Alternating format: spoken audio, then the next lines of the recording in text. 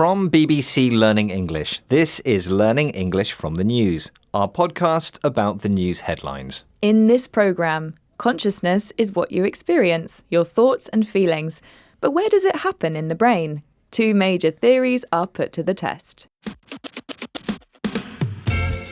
Hello, I'm Neil. And I'm Georgie. In this programme, we look at one big news story and the vocabulary in the headlines that will help you understand it. You can find all the vocabulary and headlines from this episode, as well as a worksheet on our website, bbclearningenglish.com.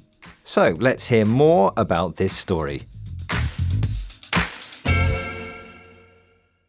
So firstly, what is consciousness? Well, the scientific definition varies, as we're about to find out. Yes, but in a basic sense, consciousness is everything a person experiences.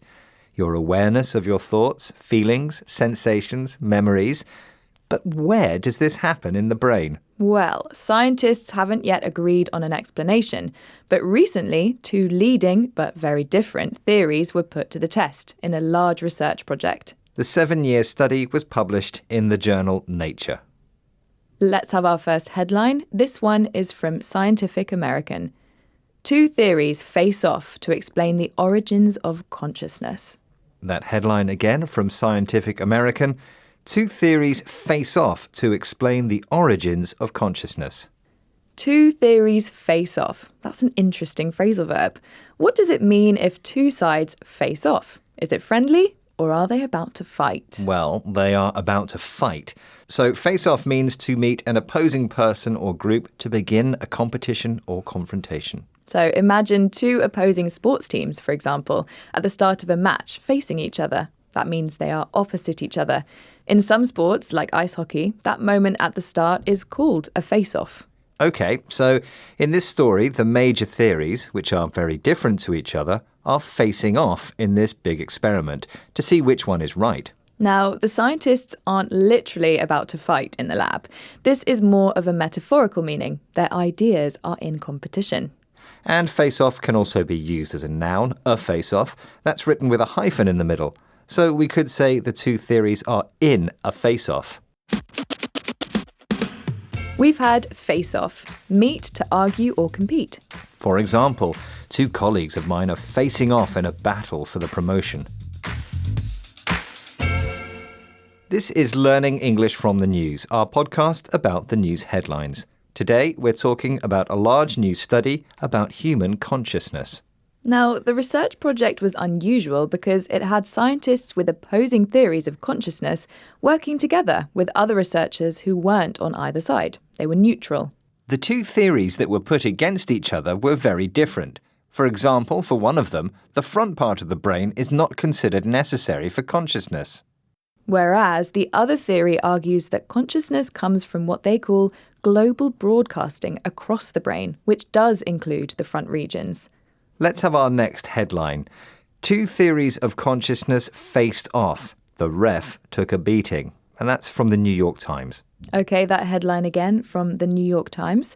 Two theories of consciousness faced off. The ref took a beating. So again, we have that phrasal verb face off. This time in the past tense, two theories faced off. Yes, but this time we're looking at took a beating. The ref or referee took a beating. So what does it mean to take a beating, Neil? If you literally beat something, you physically hit it. Metaphorically, though, beat can mean to defeat someone in a competitive situation.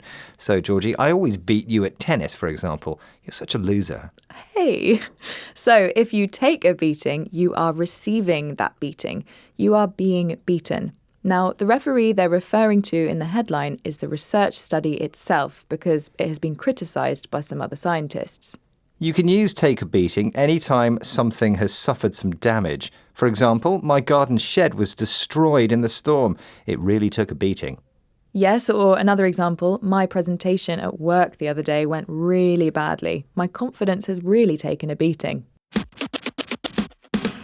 We had take a beating, suffer some damage. For example, the football team lost all their matches this season. They really took a beating.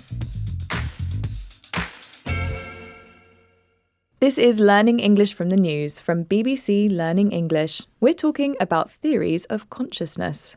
So, what did the study find? Both theories made some accurate predictions about what was happening in the brain. Yes, but some of the predictions were wrong. Both theories are incomplete, said Dr. Ferrante, one of the neuroscientists working on the project. Some people have criticized the study. 124 experts signed an open letter criticizing both the research project and one of the theories, calling the theory pseudoscience, which means they think it's not proper science. Okay, let's have our next headline. Landmark study puts leading theories of consciousness to the test. Neither comes out unscathed. That's from the University of Birmingham. Okay, that headline again. Landmark study puts leading theories of consciousness to the test. Neither comes out unscathed. And that's from the University of Birmingham. This time we're looking at the word unscathed. Georgie, what can you tell us about unscathed? Unscathed means without damage or injury. So here in the headline, neither of the theories comes out unscathed. In other words, they've both been criticised and so damaged in the process. Unscathed comes after a verb. So, for example, you might hear, he was in a horrible car crash, but he came out unscathed. He had no injuries. So, if unscathed is undamaged, does that mean scathed is damaged? Yes, but interestingly, it's much less common. We don't really hear scathed often at all. No, we don't. But we do hear scathing as an adjective, which describes a very strong attack, usually an attack through words. Yeah, so for example, the critic wrote a scathing review of the film. She thought it was awful. We've had unscathed, undamaged. For example, the government came out unscathed after the corruption scandal. That's it for this episode of Learning English from the News. We'll be back next week with another news story. If you've enjoyed this program, try our Learning English for Work podcast, which can help you improve your English at work. You'll find the latest episodes at bbclearningenglish.com. And don't forget to follow us on social media. Just search BBC Learning English on your favourite platform. Goodbye for now. Goodbye.